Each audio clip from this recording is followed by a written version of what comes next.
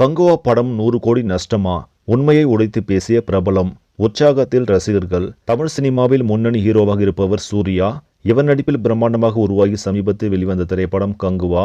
இப்படத்தை இயக்குனர் சிறுத்தை சிவா இயக்க ஸ்டுடியோ கிரீன் நிறுவனம் ஞானவேல் ராஜா தயாரித்திருந்தார்.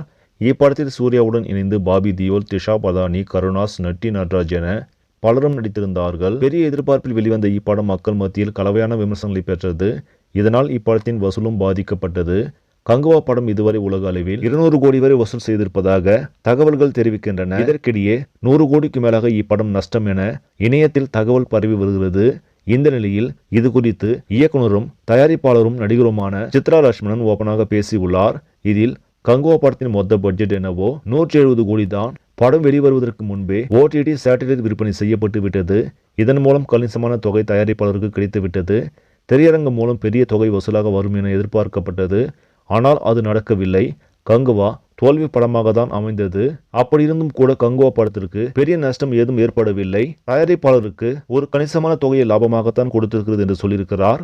இதனை வைத்து பார்க்கும்போது கங்குவா திரைப்படம் வசூல் ரீதியாக வெற்றி படமாகத்தான் மாறியுள்ளது. சரி, நம்மளே இந்த செய்தி உங்களுக்கு பிடிச்சிருந்தா லைக் பண்ணுங்க, ஷேர் பண்ணுங்க, மறக்காம நியூஸ் தமிழ் சேனலை சப்ஸ்கிரைப் பண்ணுங்க. அடுத்த வீடியோவில் சந்திக்கலாம். நன்றி.